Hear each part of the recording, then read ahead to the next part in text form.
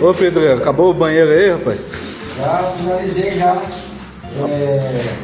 Só falta essa peça aqui, ó, pra colocar e tirar as cunhas amanhã e já rejuntar, entendeu? Ficou bom, hein, Pedro? Rapaz, olha aí. É profissional, né, filho? Profissional assim mesmo. Essa aqui eu não coloquei porque não tem como eu colocar ela hoje, entendeu?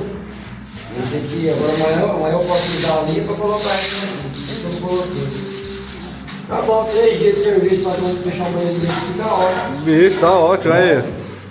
Topzera. Chama na bota. Ficou bom, pô? Ficou bom, rapaz. Você é Vou doido. fazer meu pix. Faz o pix já é.